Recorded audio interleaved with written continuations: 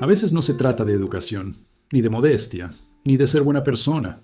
Hay personas que, sin darse cuenta, piden perdón hasta por respirar, perdón por hablar, perdón por existir.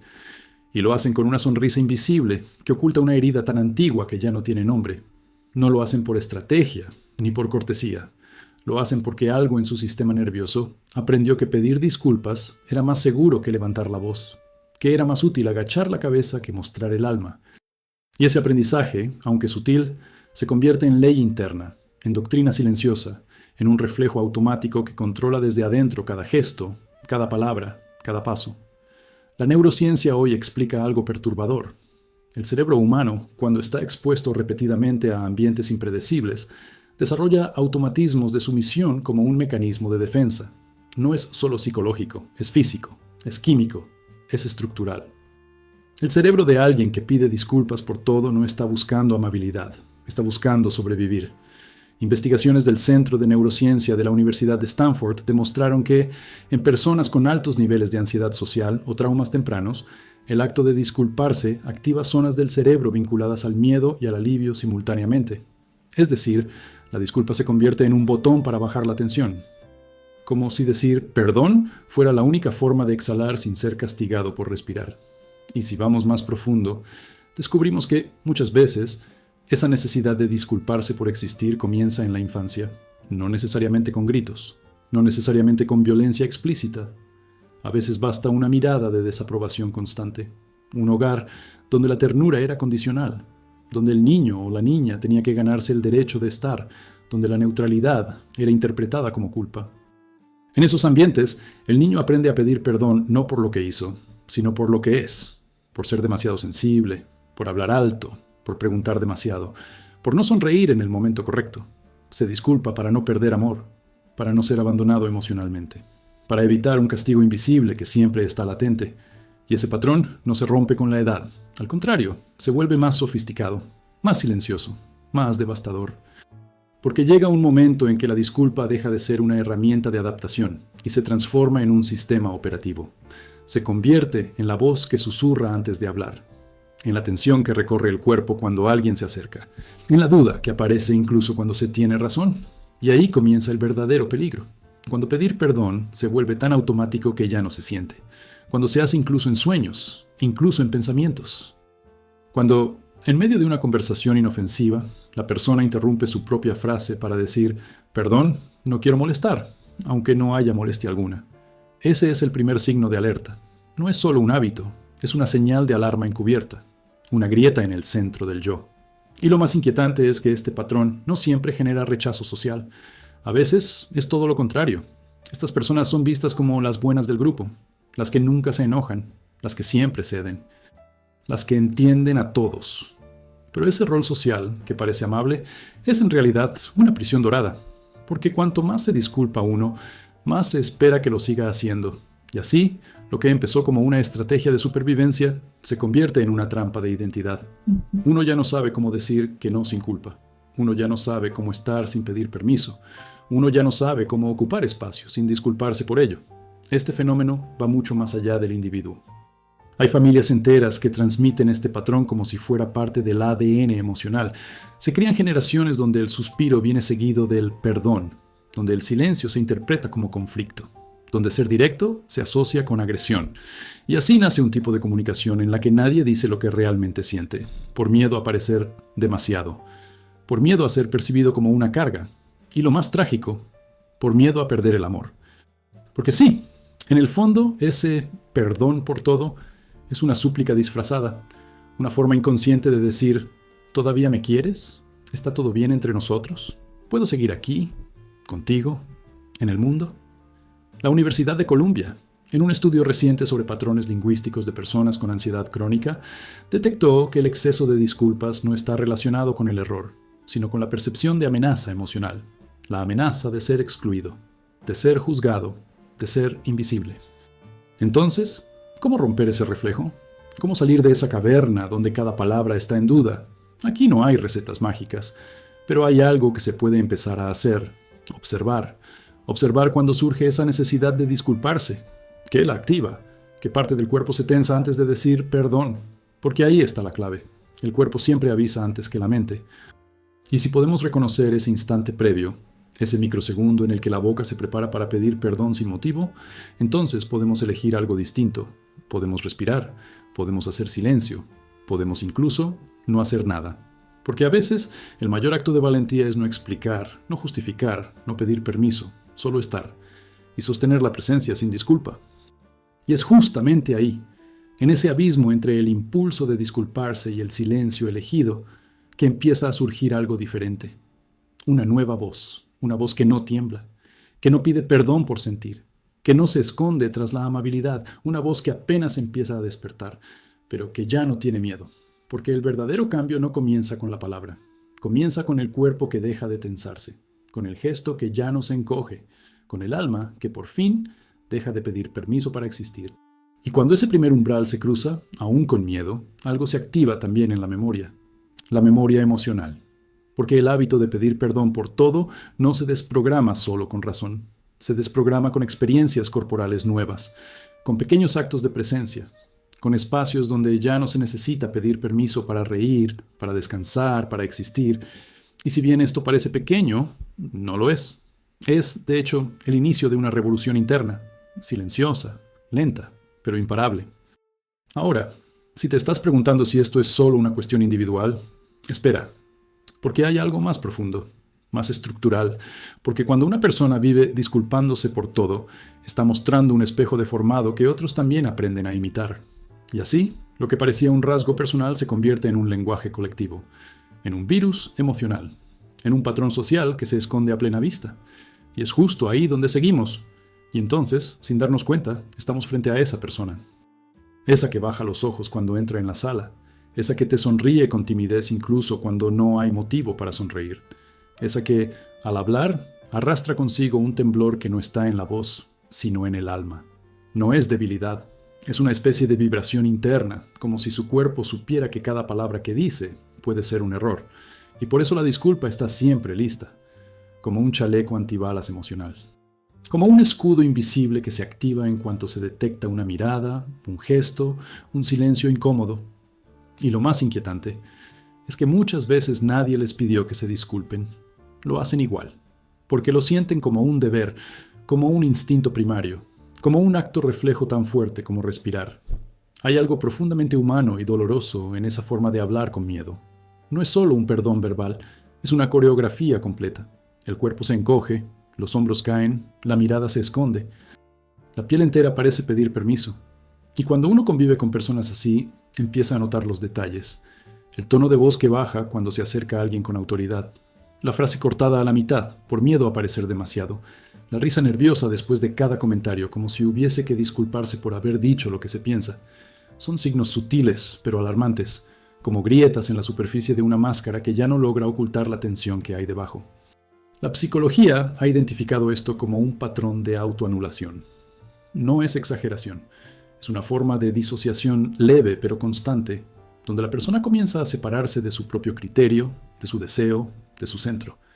Y lo hace para encajar, para no incomodar, para mantener la armonía a cualquier precio, incluso a costa de su dignidad. Investigadores de la Universidad de Yale denominaron este proceso como microfugas identitarias.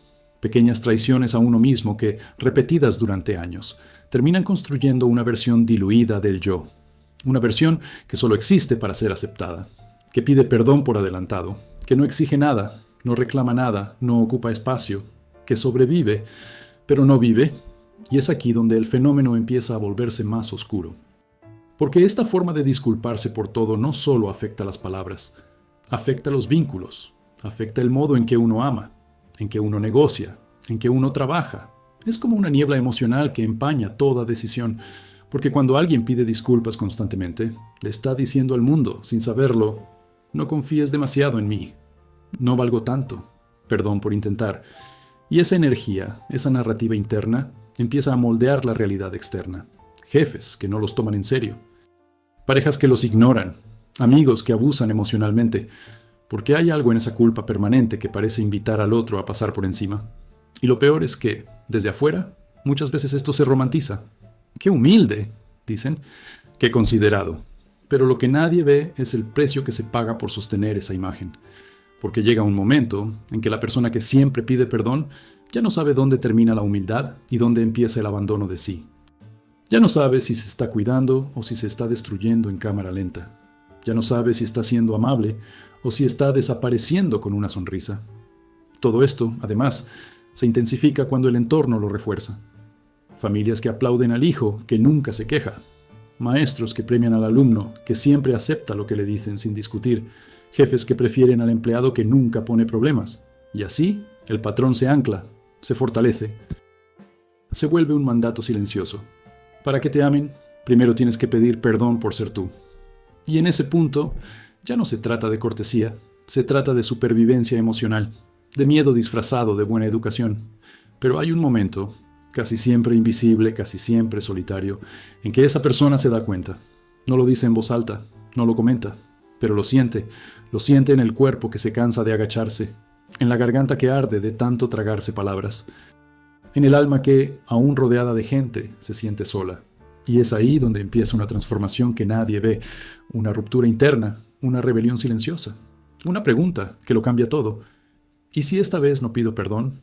Y claro, no es tan simple, porque no pedir perdón para alguien que lleva toda la vida haciéndolo no es solo una elección, es una crisis, es un terremoto interno, es caminar sin red, es enfrentar el miedo ancestral de ser rechazado, excluido, castigado, pero es también el primer acto real de libertad. Porque cuando alguien logra decir lo que piensa, sin agacharse, cuando alguien se permite existir, sin justificarse, cuando alguien sostiene su mirada, su voz, su cuerpo, sin pedir perdón, entonces ocurre algo milagroso. No afuera, adentro, en la química misma del cerebro, en las conexiones neuronales que empiezan a reprogramarse, en la identidad que empieza a reconstruirse desde un lugar nuevo, el de la presencia sin culpa. Y ahí es donde muchos retroceden, porque la culpa es un monstruo sigiloso. Aparece justo después del primer intento de afirmarse. ¿Fui muy duro? ¿Habré herido a alguien? ¿No debería haber pedido perdón por cómo lo dije? Pero no. Esa es solo la vieja voz queriendo volver. Es la vieja programación intentando recuperar el control.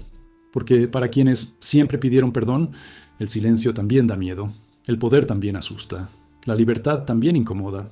Y sin embargo, es por ahí. Porque no se trata de volverse rudo, ni de ser insensible. Se trata de recuperar el derecho a estar, a sentir, a pensar, a ser, sin adornos, sin justificaciones, sin esa sombra que siempre susurra: cuidado, podrías estar molestando. Porque no estás molestando, estás existiendo, y eso ya no necesita disculpas. Pero lo más desconcertante no es solo cómo alguien llega a pedir disculpas por existir, sino cómo ese gesto, en apariencia inofensivo, va construyendo una prisión invisible con barrotes hechos de lenguaje. No hay barrotes de hierro, no hay candados, pero sí hay palabras repetidas como hechizos, y en ese hechizo se encierra lentamente la identidad, porque cada perdón, que no nace de una falta real, sino del miedo, es un ladrillo más en esa muralla que separa a la persona de su verdadero centro. No se trata de un simple hábito, es un ciclo, un ritual, una cadena psicológica que, cuanto más se repite, más difícil es romper. Y todo comienza con una sutileza, con esa primera vez en que alguien se siente culpable por haber dicho no, o por haber necesitado algo, o por haber ocupado más espacio del que le permitieron. Esa primera disculpa que no fue pedida, pero sí entregada, como una ofrenda, como una rendición. Y aunque parezca menor, ahí se activa algo profundo.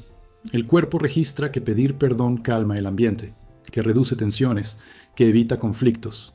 Y el sistema nervioso, siempre más sabio que la mente, archiva esa información como regla: pedir perdón es seguro. Desde ahí, cada nueva situación se filtra por esa lógica. Un comentario espontáneo, seguido de un perdón, no quiero parecer pesada. Una necesidad legítima, seguida de un perdón por pedirlo. Una emoción intensa, camuflada con un perdón, estoy siendo exagerada, ¿no?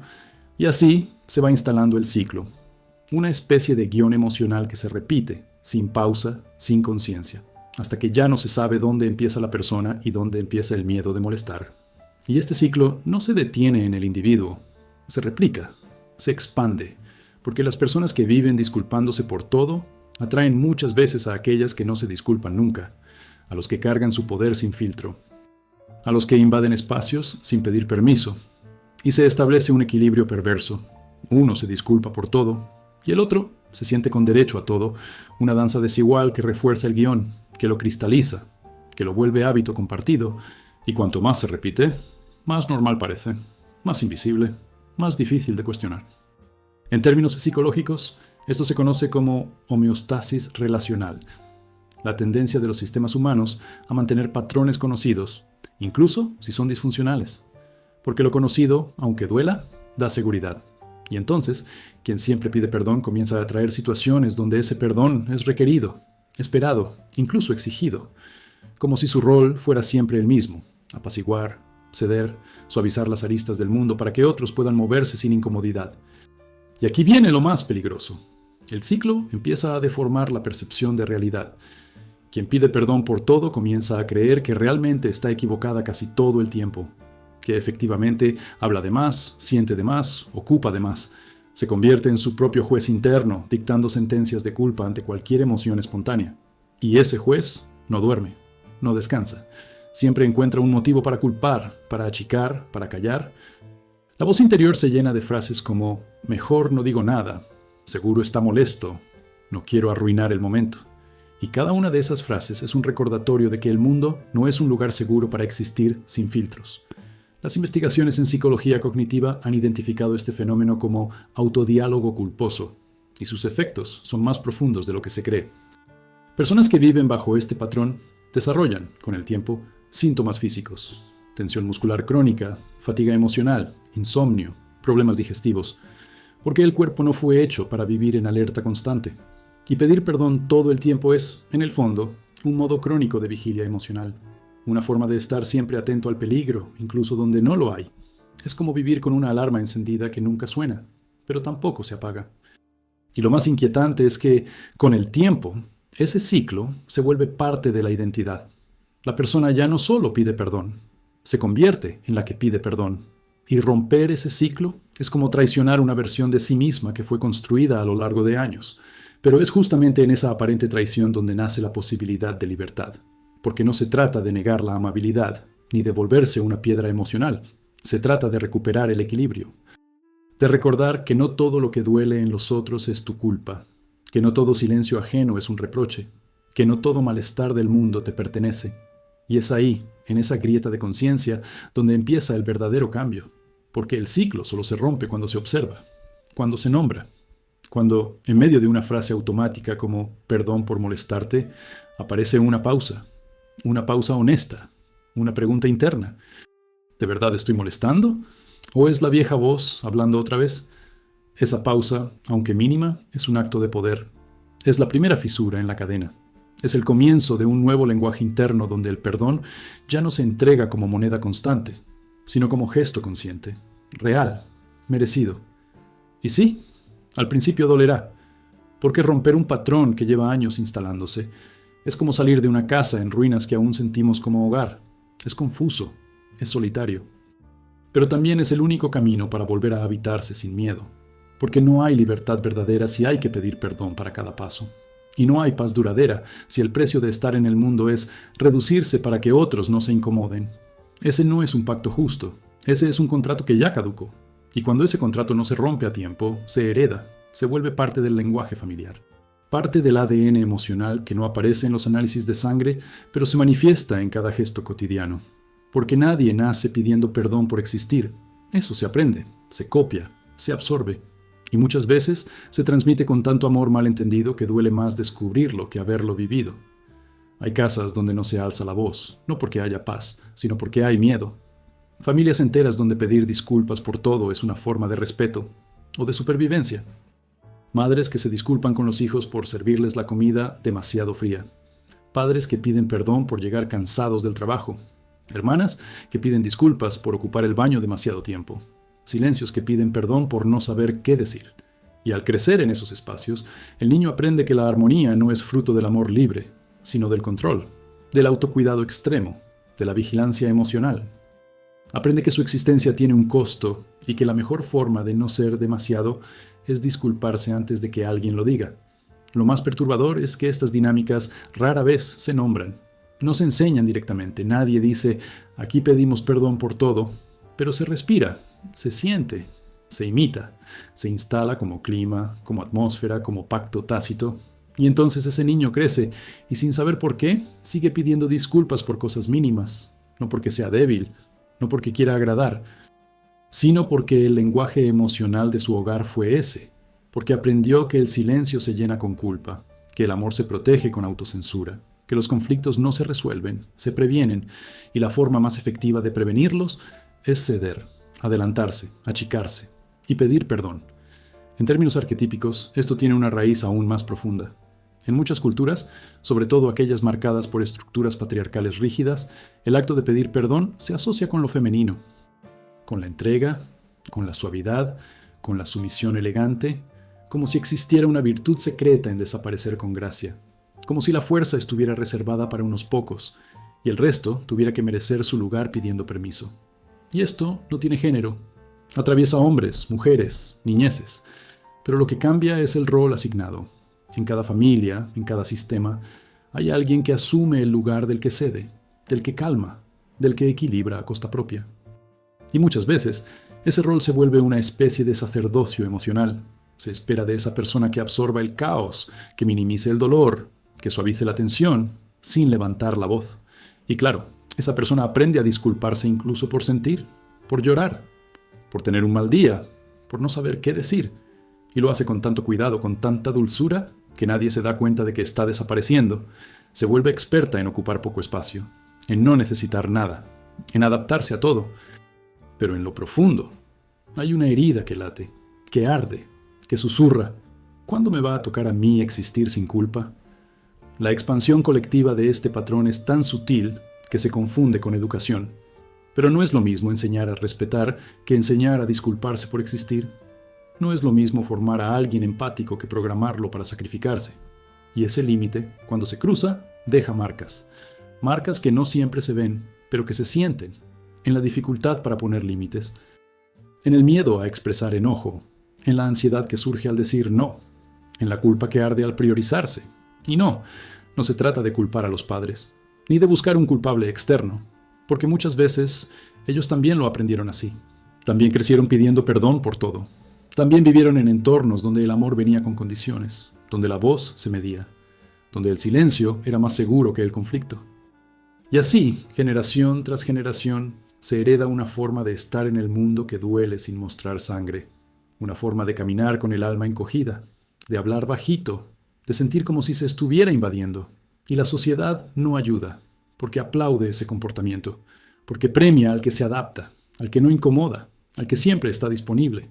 Porque en un mundo que corre, que exige, que grita, el que se calla parece valioso, pero no lo es por lo que calla, es valioso por lo que esconde, por la fuerza que reprime, por la voz que aún no ha descubierto, por el potencial que se ha convencido de que no merece usar.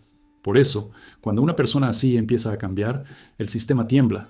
La familia, el grupo, la pareja, todos notan que algo se mueve, que ya no pide perdón tan rápido, que empieza a decir no, que guarda silencio cuando antes cedía, que su mirada ya no esquiva, y eso incomoda, porque toda estructura busca mantener su equilibrio.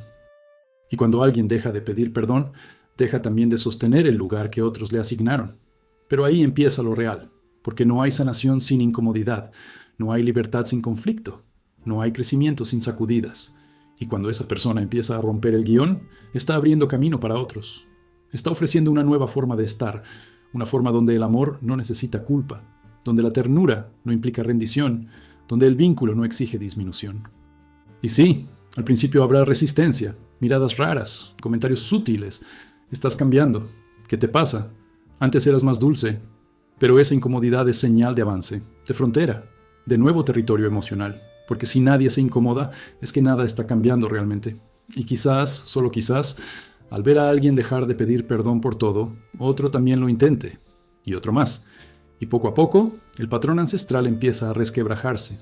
No con gritos, no con peleas, sino con actos simples, con silencios conscientes, con presencias plenas, con no, dichos sin culpa, con respiraciones que ya no se interrumpen para pedir permiso, porque al final no vinimos al mundo a disculparnos por estar vivos, vinimos a recordar cómo se camina con el alma erguida. Pero a veces el mayor engaño no viene del otro, viene de uno mismo. Y eso es lo más difícil de ver, Porque hay una forma de bondad que no nace del corazón, sino del miedo. Hay una forma de ser bueno que no está basada en la compasión, sino en la necesidad desesperada de ser aceptado. Una bondad impostada, disfrazada, que se repite como un mantra, no por amor, sino por culpa. Y detrás de esa máscara de dulzura se esconde una sombra que muchos llevan sin saberlo, la autotraición. Porque sí, llega un punto en que pedir perdón se vuelve un ritual vacío, una estrategia inconsciente para evitar el rechazo. Pero también, poco a poco, se convierte en algo peor, una renuncia silenciosa a uno mismo. Se empieza cediendo el turno, luego la palabra, después el deseo, después el límite, hasta que un día uno despierta y ya no sabe quién es. Solo sabe que ha pasado años evitando conflictos, anestesiando emociones, fingiendo sonrisas y pidiendo perdón por cosas que nunca fueron errores. Y lo más cruel es que desde afuera todo se ve bien. Es tan amable. Siempre está para todos. Nunca se queja. Pero nadie sabe que esa amabilidad duele, que esa disponibilidad constante sangra, que esa sonrisa permanente es la última defensa antes del colapso. Porque vivir para no molestar a nadie es la forma más lenta de desaparecer. Y lo que empieza como cortesía, termina como cárcel. Hay personas que viven décadas creyendo que están siendo generosas, cuando en realidad están dejando que todos crucen su frontera sin siquiera pedir permiso. Que confunden ser empáticos con no tener forma. Que creen que amar significa entregarlo todo, incluso cuando no les queda nada para sí. ¿Y el cuerpo? El cuerpo lo sabe. Empiezan los dolores que nadie explica, el cansancio crónico, la irritabilidad reprimida, la ansiedad sin causa, porque el cuerpo, cuando ya no puede decir basta con palabras, lo grita en síntomas. La psicología clínica reconoce este patrón como el complejo del cuidador complaciente, una estructura interna donde la valía personal está ligada directamente al sacrificio. Cuanto más se da, más se siente uno merecedor de afecto. Pero esta lógica es una trampa mortal, porque el afecto recibido bajo esa condición nunca es libre, siempre viene con deuda, con desgaste, con el eco constante de la pregunta, ¿me querrán igual si dejo de disculparme? Y aquí es donde la autotraición se vuelve peligrosa, porque ya no se trata de proteger vínculos, se trata de sobrevivir dentro de ellos, se trata de no romper un equilibrio en el que uno siempre está en desventaja. Y lo más retorcido es que esa autotraición se camufla de virtud. Uno se dice que está haciendo lo correcto, que está siendo maduro, que está cuidando a los demás, pero la verdad es que está desapareciendo con elegancia, es que está cediendo cada vez más espacio sin preguntar si el otro también lo haría. Y hay una pregunta que puede encender la alarma, una que duele, pero que muestra la grieta. ¿Cuándo fue la última vez que dijiste lo que realmente pensabas, sin suavizarlo, sin rodeos, sin disculpas? Si la respuesta tarda en llegar, algo no está bien, porque toda relación donde uno no puede ser verdadero es una relación que erosiona, que carcome, que mata lentamente la autenticidad. El Instituto de Psicoterapia Avanzada de Madrid ha documentado cómo este tipo de perfil, personas que piden perdón constantemente y viven en modo complaciente, desarrolla una profunda desconexión con su sistema de necesidades internas. Literalmente, olvidan lo que quieren. No porque no lo tengan, sino porque lo enterraron tanto tiempo bajo capas de no pasa nada y yo me adapto, que ya no saben cómo recuperar ese pulso vital. Y sin deseo, sin dirección, sin afirmación, la vida se vuelve un eco de los demás, una repetición de lo que otros necesitan, una existencia ajena vivida desde un cuerpo propio. Y el gran miedo es que, si algún día dejan de ser así, perderán todo. Los amigos, la pareja, el trabajo, el lugar en el mundo, porque su identidad se ha construido como una promesa tácita. Yo nunca molesto. Pero esa promesa también es una condena, porque significa vivir a medias, sentir a medias, amar a medias, respirar a medias. Y hay algo profundamente trágico en eso, porque mientras el mundo los aplaude por su paciencia, por su dulzura, por su entrega, ellos se desmoronan en silencio. Nadie ve que lloran a escondidas, que no saben decir que no sin temblar, que piden perdón incluso cuando sueñan, que viven con una culpa tan instalada que ya no se dan cuenta de que está ahí. Pero algo cambia cuando se reconoce esta verdad. Cuando por fin se ve que la máscara de la bondad no protege, sino que encierra.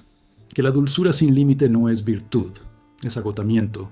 Que la entrega sin reciprocidad no es amor, es autodestrucción lenta. Y en ese momento, aunque sea breve, aunque sea confuso, aparece una grieta de luz. una grieta que susurra, basta. No desde el enojo, no desde el rencor, sino desde la dignidad, desde el derecho a existir sin pedir disculpas por ser. Porque hay una diferencia abismal entre ser amable y no tener rostro, entre ser empático y no tener voz, entre amar y olvidarse. Y esa diferencia, aunque parezca sutil, lo cambia todo. Quizás por primera vez alguien decida dejar de disculparse por estar cansado, por estar triste, por estar en silencio, por decir no. Y ese primer gesto, ese acto mínimo, puede cambiar la historia, no solo la suya.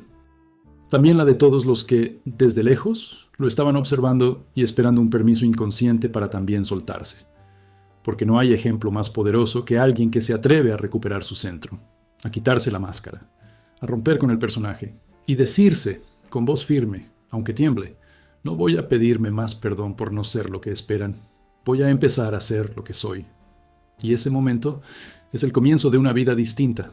Y cuando ese momento llega, no es como en las películas. No hay música épica, no hay aplausos, a veces ni siquiera hay testigos. Hay, en cambio, un silencio raro, como si algo dentro se hubiera caído, como si una estructura invisible se resquebrajara por fin. No es ruido, es liberación. Porque romper con la costumbre de pedir perdón por todo no es una decisión, es una fractura, una fisura en el sistema, una retirada estratégica del campo de batalla emocional donde uno se pasó la vida cediendo sin darse cuenta. Y para lograrlo hace falta más que valentía, hace falta conciencia, porque esto no es un cambio de actitud, es un protocolo de supervivencia, es reprogramar los reflejos, es aprender a leer las señales del cuerpo antes de que la boca diga perdón, es reconocer el temblor, la tensión en los hombros, la mirada que baja, el gesto que se anticipa a la desaprobación. Todo eso hay que mapearlo, hay que conocerlo como quien estudia el patrón de un depredador antes de defenderse.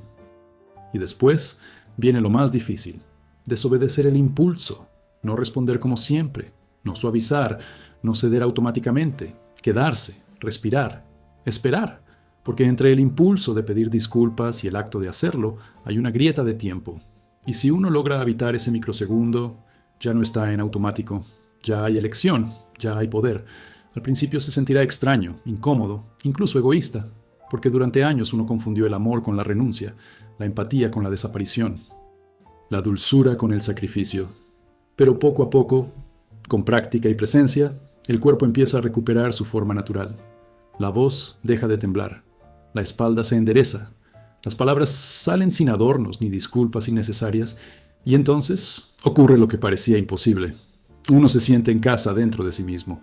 Hay que entender que esto no se trata de rebelarse contra todos, no se trata de pelear, se trata de dejar de ceder sin conciencia, de dejar de pedir permiso para respirar, para opinar, para sentir. Es un acto de amor propio, pero también de amor real hacia los demás. Porque cuando uno deja de pedir perdón por todo, le está mostrando al otro que existe una forma de vínculo más honesta, más libre, más humana. Este proceso, por supuesto, implica pérdida. No todos van a aplaudir tu cambio. Habrá quienes se alejen, quienes digan que ya no eres el mismo, que te has vuelto duro, frío, distante. Pero lo que no saben es que por primera vez estás cerca, cerca de ti, cerca de tu centro, cerca de tu verdad. Porque ya no estás disponible para todo. Ya no estás dispuesto a cargar lo que no te corresponde. Y eso, aunque parezca brusco, es el inicio de una vida más real. La práctica más poderosa que puedes empezar hoy es la pausa. Antes del perdón, respira. Antes de ceder, siente. Antes de achicarte, pregúntate si es necesario. Y si no lo es, quédate, sostente, atraviésalo. Porque cada vez que elijas no disculparte sin razón, estás rompiendo una cadena ancestral. Estás diciéndole a tu cuerpo, ya no somos eso. Estás desinstalando siglos de miedo heredado, de mandato colectivo, de condicionamiento social. Y si alguna vez te invade la culpa, porque lo hará, recuérdate esto. La culpa no siempre es señal de error. A veces es solo un eco del viejo sistema. Un ruido de fondo que intenta devolverte a lo conocido. No lo tomes como guía. No le obedezcas de inmediato. Solo obsérvala. Déjala hablar. Y luego decide. Decide si de verdad hiciste daño o si simplemente fuiste tú. En este camino también será necesario crear nuevas palabras, un nuevo lenguaje, porque durante años tu boca dijo perdón cuando quería decir necesito, no quiero, me duele, esto no me hace bien. Ahora tendrás que entrenar esa voz interna para hablar claro, para decir, ahora no, prefiero esto, me voy, me cuido, te escucho, pero no me anulo. Es un nuevo código, uno que requiere presencia, que exige una relación honesta con uno mismo, que pide atención, práctica, coraje, y sí, se puede aprender, con tiempo, con respeto, con compasión hacia esa versión de ti que pidió perdón durante tanto tiempo solo para sentirse a salvo. No la rechaces, no la castigues. Agradece que te trajo hasta aquí, pero ahora déjala ir, porque no eres tu patrón, no eres tu reflejo condicionado, no eres esa voz rota que se excusa por sentir. Eres algo mucho más vasto, algo que no cabe en la palabra disculpa, y un día, sin darte cuenta, te descubrirás reaccionando distinto. Te escucharás hablar sin justificarte. Caminarás sin encogerte. Amarás sin adaptarte como agua que toma la forma del vaso ajeno. Y en ese momento comprenderás que la verdadera libertad no se grita, se respira. Y todo comenzará con eso. Una respiración que no pide permiso. Un silencio que no se disculpa. Una presencia que no teme ocupar su lugar. Porque el alma, cuando despierta, no se arrodilla, camina, se afirma. Y por fin, se queda.